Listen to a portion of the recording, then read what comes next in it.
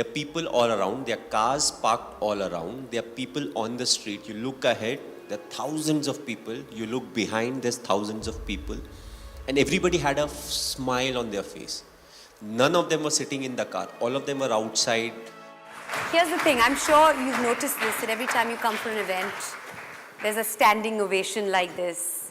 It's, you are referred to very often as a legend. How does that feel? That's a priceless feeling in itself, isn't it? Well, it feels very old to start off because to be called a legend, first of all, I don't believe I'm a legend, but to be called a legend, which means you have spent a lot of time on the field. On the field, depending on whichever stream you come from, whether you are from Bollywood, whether you're from cricket or any other sport, or business, banking, any sector. There's a survey where the results revealed that you are the second most admired man in India.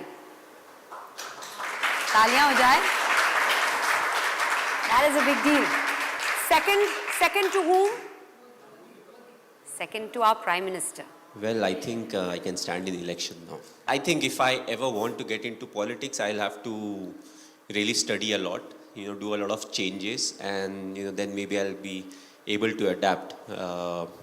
But it's a big thing to be admired by so many people, and thanks to cricket. If I was not playing cricket, I don't think there'll be so many people who would be admiring me. And a lot of times people say, "Oh, you are very lucky." I love when people say that, and I just tell them, it's not like I am lucky. It's just that the number of people I meet and the connect that I have with the people, they are the ones who pray for me.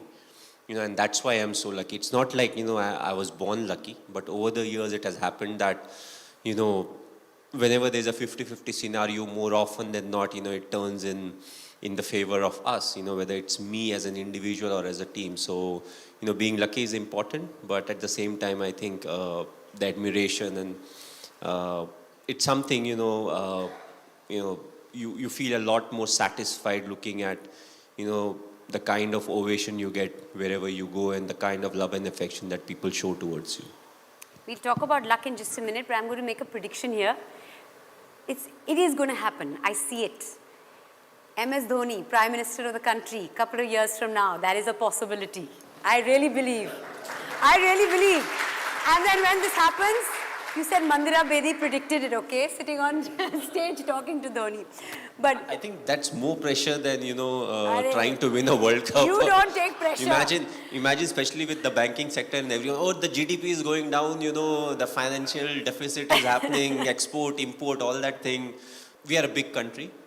The number of people, that in itself is a big challenge. We talk about, local trains or buses or roads, but we are just too big, and it will take time, for us to become what some of the other countries are. But I always felt till your intention is right and you're moving forward thinking that this is what is good for the country or the state, that is the right decision. We've seen a World Cup win, we've seen a T20 World Cup win, we've seen India at number one, ranked at number one for 18 months in the test format. So you've given our country many, many, many priceless moments. A big round of applause for that, ladies and gentlemen. But what would you say is your priceless moment as far as the cricketing career is concerned, A as captain and B as player?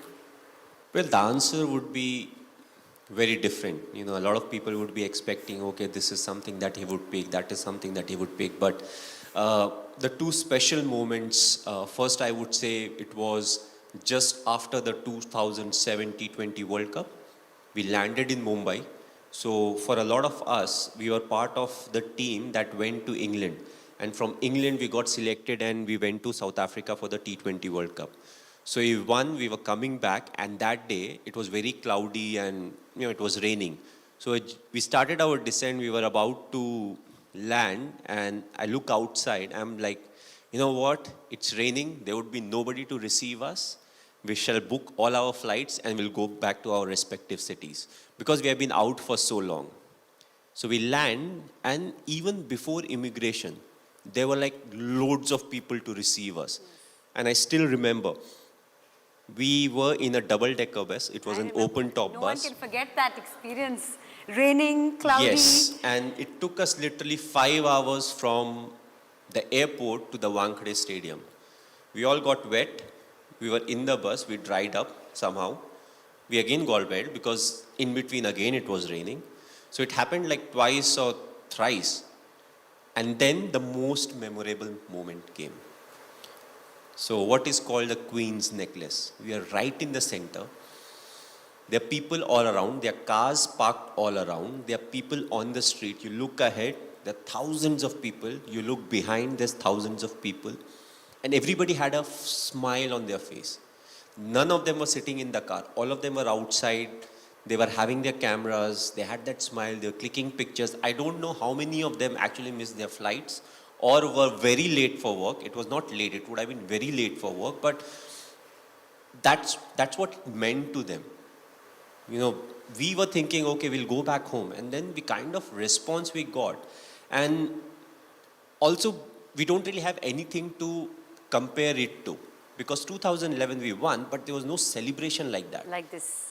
Because we never went out, nothing really happened. Even the time when we won, we were in the stadium till 1:30. And we actually, I personally actually didn't see the people celebrate on the street. Whatever we saw was on television. So, that was a very memorable moment. The second would be, it was during the 2011 World Cup. It was during the finals. We were we were playing at Wankhede. And it was like 10 or 15 runs were needed. And me and Yuvraj, we were batting. And all of a sudden, the crowd, they start singing the song Vande Mataram. Oh my God, that gives me goosebumps. And you're right in the middle, and imagine 40,000 people, saying Vande Mataram. And so it used to start from, let's say, if it started from North Stand, your ears actually move because it goes around. So that would be my second most memorable moment, or one or two, I can't really stack it saying this was the preferred moment, but it was something that was very, very special. And I don't know if I would ever be able to witness something like that, because you may have 40,000 people singing the national anthem or singing the national song, but that atmosphere, the moment, the hard work that was put for that 45, 50 days, during the World Cup, whether it will come or not. So I feel these are the two priceless moments when it comes to my cricketing career. And there have been lots of other moments, but these two I think were very, very priceless, to me. What advice would you give a youngster today who's getting into cricket or sport, any kind of competitive sport maybe? The youngsters today, the only piece of advice I would give them, which was very relevant when I made my debut or people in the 80s played, cricket is the core. You take care of cricket, everything else will take care of itself. So this is you. Your social media, I follow you on Instagram, has got lots of videos and lots of images of your beautiful little daughter. Tell us or share with us one of the most priceless moments that you've had with her. I think the most priceless moment was after the World Cup, when we came back, and Sakshi and Ziva, they were still in Delhi at that point of time, Gurgaon. And the first time I saw her, I picked her up, and she must be 2 months or 1.5 months, and she made a lot of noise. That was the first time she was seeing me. I don't know whether she saw me or not, because they say as a kid who's 1 month, 2 months, they can't really see long. Yeah, their vision isn't developed. But for the full 5 minutes, she was making noise, she was giggling, and Sakshi was like, she has never done it. I don't know why she's doing it. She even had problem with that. Why is she doing it? Why she never First you were does not it there. with me? Now she's Yes. come. Why is she responding to you like this? Yeah, so I think that was a priceless moment, because whatever said and done, that first time when you see your newborn, something happens which is very difficult to describe in word.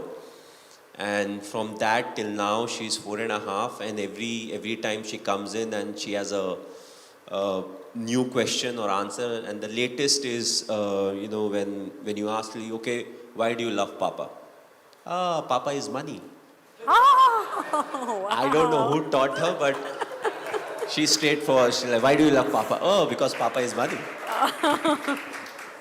That priceless moment that gave you your first grey hair. Do you remember it? I think it started very early in our career, because every game that you play when it comes to cricket, it may be your last game. So like my fifth game was almost my last game. People say different things about it, but I had not scored in the first 4 games. The fifth game, after the game, there was a selection meeting that was held. So there's 99% chances coming from Bihar, Jharkhand, which was not very well known for cricket. If I had not scored in that game, I think 90% I would have been kicked out of the team, which people say no. That's where your first grey hair came. I think so. Probably. Yeah. I think it's a good thing to have or get grey hair because it shows that you think about certain things in life. You do get stressed about things in life.